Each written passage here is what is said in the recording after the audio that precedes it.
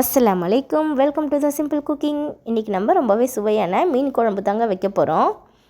இதை மாதிரி மீன் குழம்பு வச்சிங்கனாக்கா வீட்டில் ஒரு பருக்க சோறு கூட மிஞ்சாதுங்க. எல்லா சோறும் காலி ஆகிடும். ட்ரை பண்ணி பாருங்கள். இந்த மாதிரி இப்போ நான் ஒரு முழு பூண்டை உரித்து எடுத்துக்கிட்டேன். ஒரு கைப்பிடி அளவு சின்ன வெங்காயம் எடுத்துக்கிட்டேங்க. இப்போ இதை ரெண்டுத்தையும் நம்ம ஒரு மிக்ஸி ஜாடியில் போட்டு குறப்பாக அரைச்சி எடுத்துக்கலாம். நெக்ஸ்ட்டு 2 தக்காளி பழத்தை குறப்பாக மிக்சியில் அரைச்சி எடுத்துக்கலாம். கூடவே 4 கத்திரிக்காவை நீல வாக்கில் கட் பண்ணி எடுத்துக்கிட்டேங்க. ஒரு 10 தேங்காவை நம்ம மிக்ஸி ஜாடியில் போட்டு நைஸாக அரைச்சி எடுத்துக்கலாம். இப்போ ஒரு லெமன் சைஸ் புளி ஊற வச்சுருந்தேன். அதில் கொஞ்சம் தூள் உப்பு போட்டு நல்லா கரைச்சி எடுத்துக்கலாங்க.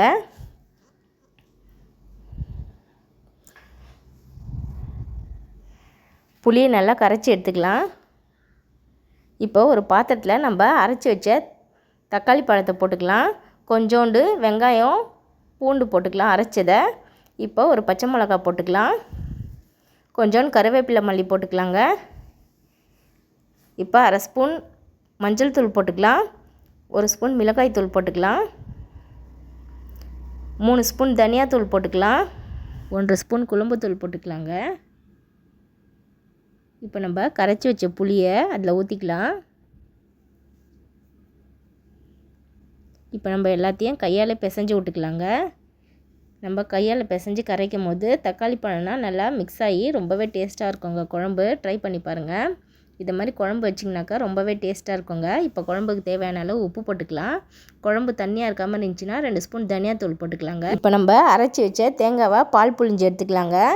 நம்ம எப்போவுமே தேங்காய் பால் புழியும் போது தேங்காய் அரைக்கும் போது வெதப்பான தண்ணி ஊற்றி அரைச்சி பால் புழிஞ்சனாக்கா பால் ரொம்பவே திக்காக வருங்க. ட்ரை பண்ணி பாருங்கள்.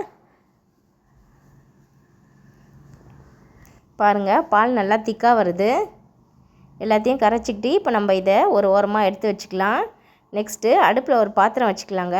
எந்த பாத்திரத்தில் நம்ம குழம்பு வைக்க போகிறோமோ அந்த பாத்திரத்தை வச்சுக்கலாம் அடுப்பில். இப்போ 3 ஸ்பூன் சமையல் எண்ணெய் ஊற்றிக்கலாம். பாத்திரம் காஞ்சதுக்கப்புறமா கூடவே 2 ஸ்பூன் நல்லெண்ணெய் ஊற்றிக்கலாம். எண்ணெய் நல்லா காஞ்சதுக்கப்புறமா நம்ம அரைச்சி வச்ச வெங்காயம் பூண்டை அந்த தாளிப்பில் போட்டுக்கலாங்க. போட்டு நல்லா வதக்கி விட்டுக்கோங்க. கூடவே கட் பண்ணி வச்சுருந்த கத்திரிக்காவையும் போட்டுக்கோங்க. ஒரு கொத்து கருவேப்பிலை போட்டுக்கோங்க.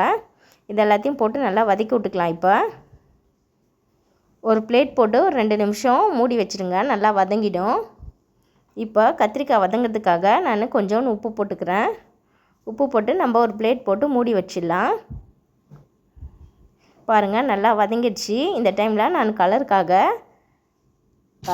நான் 1/4 ஸ்பூன் மிளகாய் தூள் போட்டுக்கிட்டேன். இது ஆப்ஷனல் தான். உங்களுக்கு தேவைன்னா போட்டுக்கோங்க, இல்லைன்னா ஸ்கிப் பண்ணிவிடுங்க. மிளகாய் தூள் போட்டு நல்லா வதக்கி விட்டதுக்கப்புறமா நம்ம கரைச்சி வச்ச குழம்பு அதில் ஊற்றிக்கலாங்க. ஊற்றி ஒரு கொதிக்க விடலாங்க. நான் மீன் ஆஞ்சு நல்லா கழுவி எடுத்துக்கிட்டேங்க. பொடி மீன் எல்லாம் கலந்த மீனுங்க. இந்த கலந்த மீனில் நம்ம குழம்பு வச்சுனா ரொம்பவே டேஸ்ட்டாக இருக்குங்க. குழம்பு ஒரு வச்சதுக்கப்புறமா நம்ம கழுவி வச்ச மீனை அந்த குழம்புல போட்டுக்கலாங்க. மூடி போட்டு ஒரு 10 நிமிஷம் கொதிக்க விடலாங்க. கொதிக்க விட்டு இறக்கணுன்னா நம்மளுடைய ரொம்பவே சுவையான டேஸ்ட்டான மீன் குழம்பு ரெடி ஆகிடும். அவ்வளோதாங்க, நம்மளுடைய மீன் குழம்பு ரெடி ஆயிடுச்சு.